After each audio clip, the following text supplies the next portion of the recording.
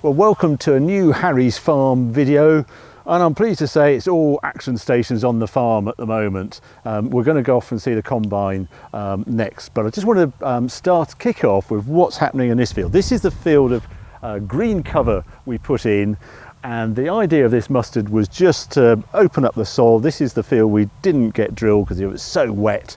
And I spun this on, and it's done its job now. In the last video I said we're going to spray it out with Roundup. Actually, we're not doing that. I've got David New's cattle is down the valley, all his cattle down there. He's come along with his topper, which is a proper enormous great ride-on mower in effect. And he's knocking this over because there's a few weed seeds, there's some wild oats and things coming. I want to knock it immediately back before those seeds are shed. So rather than spraying Roundup, we're doing it like this. As you can see, I'm just coming down here.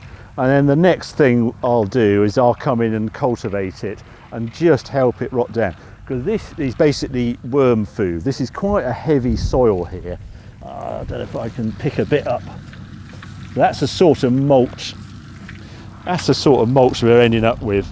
And it's a wet soil. I can't really do it, I should have brought a shovel, but it's a very friable clay soil.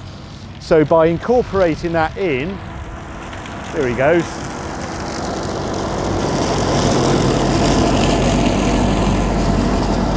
There. It's a bigger mower than mine, so that's why I've got David in to do it. Mine's only 3 meters wide. I think this is 4 or 5 meters wide, so he's twice as quick as I am. Well, there you go. So that'll kill it off, and then I'll be out here with a cultivator. Just so you know, this side is this wild bird mix that is there's a bit too much weed seed in it. We're going to carry it on and just see what comes up. This sort of thing is what we're after. So that's the wild bird seed for the, in the winter. You'll see I saw some maize up there. I think this is just a radish. There's a maize, isn't there? There's the maize just coming up there. So you'll look very different come November time when all that. Right, so that's what's happening in these fields. Now let's go and have a look what the combine's up to. Well, here's the combine in Linseed, which we started a few days ago, and it's going through the combine really well this year. It's beautifully desiccated, perfectly even, not a weed in sight. And you can see on the knife how well it's going. He's going about 5-6k or thereabouts. We're actually baling this, so there's straw coming out the back rather than chopping it. If you look down here, this is what we sort of end up with. It's not a lot here, but that all goes for bedding. It's actually a local sheep farmer takes it. And it's the bottom layer on his buildings, and it just means it's very tough. It doesn't rot down, and he uses less straw. That's the theory of it. But yeah, all going very well, except there's hardly any yield this year. We are absolutely gutted to say. We couldn't believe it, because the one crop that seemed to get through the drought fine, for the no rain in March, April, May, was the linseed. It carried on flowering, it looked perfectly normal, just while all the wheat was doing all that curling up and the flag leaf disappearing, and it was just shrinking before our eyes. Same with the barley. The linseed kept on going, and there was very high hopes that it would yield about right, what you would expect, an average yield, which is around a tonne per acre. We've got 115 acres in the ground, so I was expecting 115 tonnes or thereabouts, so not as good as last year where we got about 1.1 tonnes an acre. And we've ended up, well, we're just finishing this last field. I think we're going to get 45 tonnes. That is a shortfall of 70 tonnes, and a shortfall of 70 tonnes at £360 a tonne is £25,000. I was hoping to make a profit of around 16,000 this year before any machinery cost, before any drawings, anything. That's moved to minus 10,000 loss before we even start. So we're absolutely gutted. And it's the first time I've really had a crop that looks sort of normal until you put the combine in. And we had linseed last year, which was pretty dry, but what we've discovered is a lot of these pods don't have any seeds in, or they've got half the number. And I sort of noticed this because you do this. I'm just breaking the pods open. You do this if you want to get a moisture sample before you put the combine in. And you think, and you do all this, and you think, well, I've taken a lot of seeds, and you hardly end up with any seed. I should have a real handful of seed from that many pods in there. But let's see if you might see it a bit better if I put it in the sun. There's hardly any seeds there.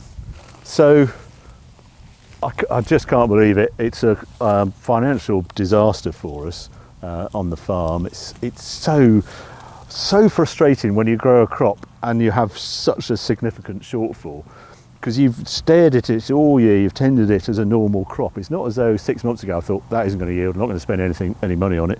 It looked fine. It just couldn't cope with that really dry weather.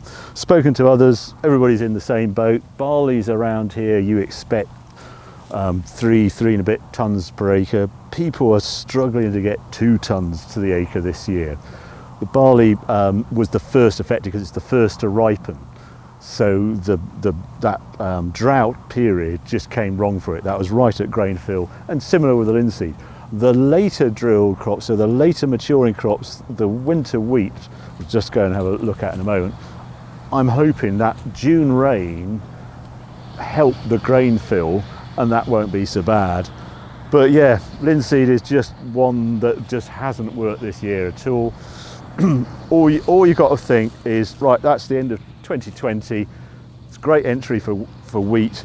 This will be going down to wheat. The one other bit of good news actually that's come is the government has changed the rules on greening and free cropping. I've sort of mentioned this before in previous videos. You used to be part of the EU, used to insist that I grow 3 crops.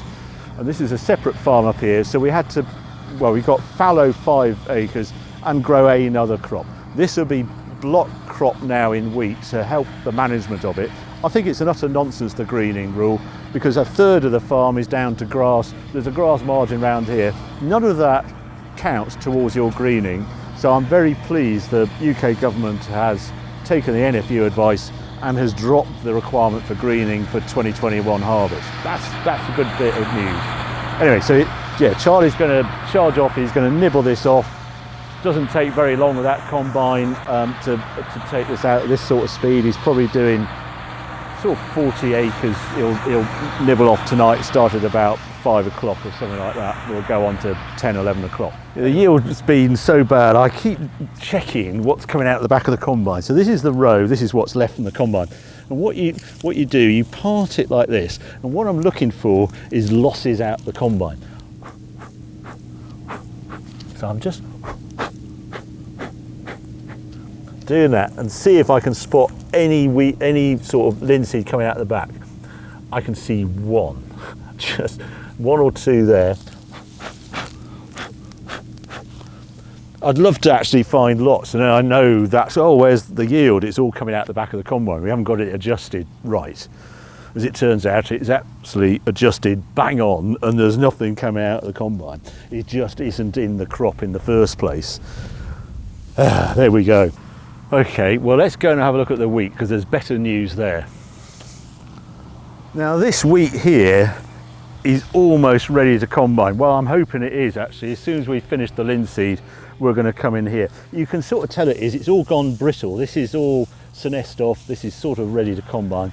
The odd green stem, just to be really annoying, like that. If I can just bring that off. Yeah, there's a green stem. But if I look at the ear that's attached to it, that's as ripe as anything. You see the wheat is like popping out of it. So that's actually ready to combine, even though the straw is a little green. Yeah, we're hoping for better news out here. It's a real mixed bag, the wheat harvest I'm hearing on the grapevine. Some people are doing okay, some people are having a bit of a mare. Over in Cambridgeshire, well under 3 tonnes when they're normally knocking on 4 tonne an acre sort of yields, but not this year. But this I think as soon as we finish that linseed, we might be in this well, tomorrow or the day after. It's going to be really warm tomorrow, they're forecasting. And I've stopped trying to predict what yields we've got. But you can see there, that looks really quite plump grain. So I'm really hoping for better news there, and I haven't overestimated the yield. I've budgeted for 2.5 tonnes of wheat across the farm. That's the sort of yield I was getting decades ago. Now I would expect at least 3 tonnes and 3.5 average, or somewhere around there. Not this year, but the price as this has moved up, so it will compensate. But even if we get the 2.5 tonnes at about £170, that linseed has hit us so hard, the farm won't be profitable. But anyway, can't count your chickens. The one thing I've learnt about the 2020 season, harvest season, it's unpredictable. The whole flipping season has been unpredictable from start to finish. So, and harvest is proving to be no different. So there you go, there's a quick catch up, a roundup of what's happening on the farm at the moment. I think you'll be joining us very shortly when we start the wheat, and we might be moving some lorries and the linseed will be going off the farm. So I hope you enjoy this video. If you have, well, keep watching, keep subscribing. Please subscribe because there'll be more videos coming along very soon.